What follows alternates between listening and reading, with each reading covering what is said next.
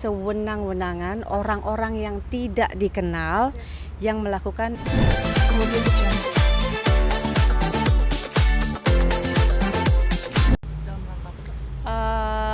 masih ada hubungannya dengan yang kejadian tadi siang terjadi ya. Teman-teman rekan-rekan media nih hebat banget ngikutin saya dari udah berapa jam, hampir 12 jam mengikuti saya. Kita sama-sama capek dan sama-sama menyaksikan ya kejadian tadi siang itu seperti apa.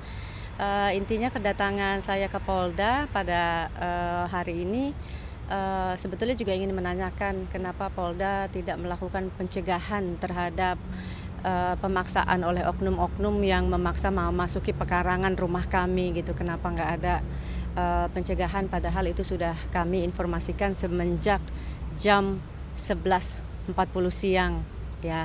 Itu yang kami ingin tanyakan ke Polda Metro Jaya. Kemudian yang kedua, saya hari ini juga membuat laporan mengenai kejadian yang tadi siang terjadi gitu, atas tindakan kesewenang-wenangan orang-orang yang tidak dikenal yang melakukan eksekusi yang oleh undang-undang itu kewenangan tersebut hanya boleh dilakukan oleh pengadilan. Ngerti nggak Mbak? Jadi kamu bayangin nggak kalau setiap orang bisa memasuki pekarangan orang dengan seenaknya gitu. Padahal eksekusi itu harusnya dilakukan oleh pengadilan dengan keputusan hukum yang inkrah. Ini mereka orang-orang itu melakukan kesewenang-wenangan gitu ya. Dan ya tentunya beramai-ramai ya, nggak 1-2 orang, nggak 10-20 orang. Teman-teman tadi rekan-rekan media menyaksikan sendiri. Mudah-mudahan dokumentasi yang rekan-rekan media miliki juga bisa menjadi jika berkenan akan menjadi bukti bagi pemeriksaan nanti dan untuk barang bukti untuk laporan di Polda Metro Jaya ini. Kemudian yang kedua juga terhadap objek yang menjadi sengketa ya, rumah tempat tinggal Jalan Citandui nomor 2, kemudian Ciasem 1A dan Ciasem 2 itu kan sedang silang sengketa secara hukum ya. Kami sedang melakukan gugatan baik itu TUN maupun kami juga sedang melakukan perdata oleh pihak-pihak yang bersengketa. Dan kalau teman-teman lihat waktu ingat peristiwa pengosongan yang pertama kali dilakukan oleh Satpol PP, itu kan udah terjadi kesepahaman, oke, yang dimediasikan oleh Pak Komarudin, Pak Kapolres Jakarta Pusat. Kita bersepakat ya untuk menjaga ketertiban di wilayah tersebut, bersepakat untuk menjadikan objek sengketa itu berada dalam status quo sampai ada keputusan yang bersifat inkrah dengan tidak memperbolehkan selain penghuni ada di wilayah tersebut. Tapi kenyataannya seperti apa? Rekan-rekan media lihat sendiri, kenyataannya tiap hari itu ratusan orang itu ada di situ dan bahkan menduduki lahan-lahan yang sudah dihancurkan, rumah tinggal yang sudah dihancurkan mereka duduki, padahal itu tidak boleh. Nah, kesepahaman ini yang dimediasi oleh Kapolres ini dilanggar dengan semena-mena juga gitu.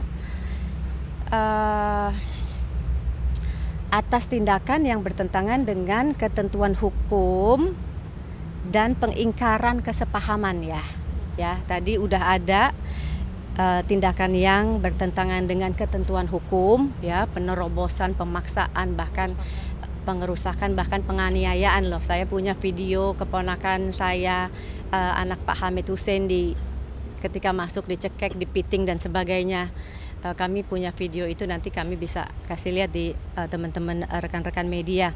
Dan pengingkaran kesepahaman yang sudah terjadi ketika di Polsek Menteng merupakan tindakan premanisme ya, yang sangat melukai hati yang seharusnya dijunjung tinggi di dalam negara yang berfalsafah Pancasila.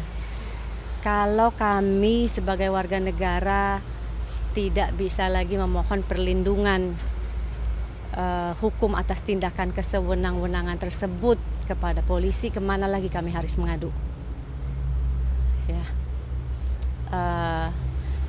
kami berharap ini terakhir yang terjadi kepada kami, dan kami juga berharap tidak terjadi lagi proses-proses intimidasi terhadap gak cuma kami dan keluarga, tapi juga terhadap seluruh warga Indonesia yang sedang menghadapi perampasan atas tempat tinggal mereka.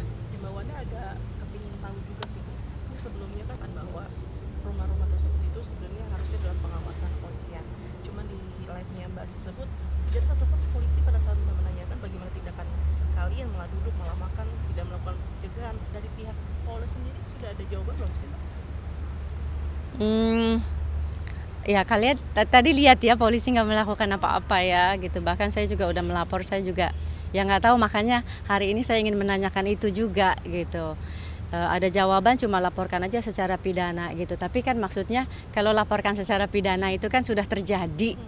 Kan yang kami inginkan pencegahan sebelum itu terjadi. Padahal sebelum itu terjadi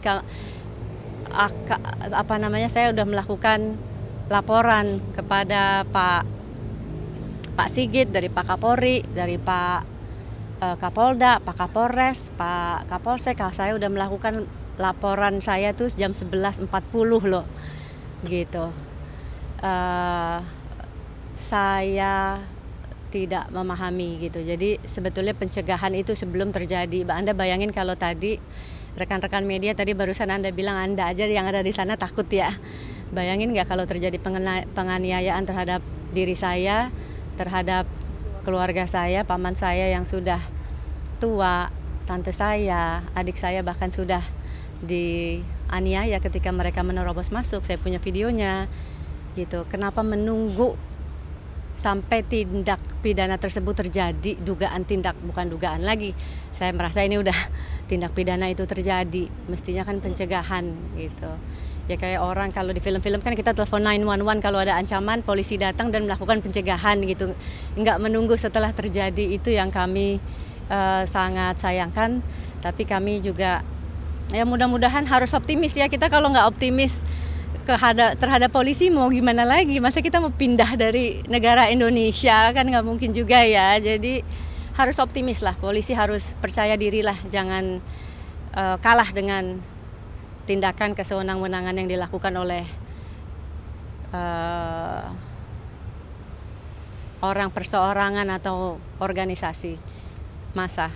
Mbak Wanda, berarti Mbak Wanda di sini melaporkan dua ya, artinya satu meminta pencegahan terhadap rumah tersebut dan Ya mempertanyakan ya. Oke, itu yang pertama itu. Yang keduanya itu terjadi perusakan penganiayaan terhadap oknum tersebut ya? Sebetulnya gini, kalau penganiayaan harus keponakan saya sendiri yang melapor ya. Nanti mungkin kalau nggak hari ini kami terlalu lelah ya, ini udah dini hari, saya aja udah lelah, teman-teman rekan-rekan media juga udah lelah banget gitu.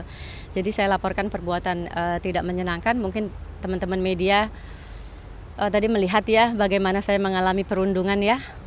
Saya seorang diri, untung ada teman-teman, ada rekan-rekan media juga di sana. Bayangin nggak, Anda aja takut dikepung oleh puluhan, mungkin lebih dari 100 rasanya kalau lihat videonya sih gitu ya, dengan diteriak-teriakin, dihina-hina ya, ada kata-kata binatang dan provokator dan sebagainya ya. Itu yang saya laporkan. Itu kan intimidasi, itu juga pengancaman loh. Kalau Anda sendirian dikepung oleh 100 orang, apakah itu bukan pengancaman? Walaupun Anda nggak sampai secara fisik nggak dianiaya, nggak dipukul, nggak ditonjok, nggak ditusuk gitu. Ya doain perjuangan kami nggak akan menyerah. Untuk malam ini Mbak masih dikepung ya rumahnya? Kenapa? Malam ini masih dikepung oleh mereka? Mbak boleh lihat sendiri ke lapangan seperti apa. Tapi intinya kami minta perlindungan polisi supaya keluarga kami bisa kembali menghuni. Masih banyak barang-barang di dalam, dan sebetulnya kembalikan kepada kesepahaman pertama bahwa kami udah 62 tahun tinggal di sana, dan bukan secara liar ya, kami punya alas hak untuk dalam pengurusan sertifikat tersebut, dan kami bayar PBB sampai 2022. Nggak mungkin kami bisa bayar PBB kalau kami nggak punya alas hak ya Mbak ya, gitu. Tolong dicatat itu. Dan dugaan terhadap SHGB 1000 dan 1001 itu udah kami laporkan secara perdata. Jadi kita hormati proses hukum yang berlaku dan tolong banget sampai ada keputusan ketetapan pengadilan yang inkrah, jangan melakukan tindakan kesewenang-wenangan gitu, dan polisi harus bertindak melindungi yang lemah, membela yang lemah, melindungi warga negaranya, jangan sampai terjadi kejadian gitu. Kalau kejadian penganiayaan terus saya udah almarhum, saya udah terus what's the point ya gitu kalau udah terjadi gitu. Jadi ya itulah, kami minta perlindungan hukum.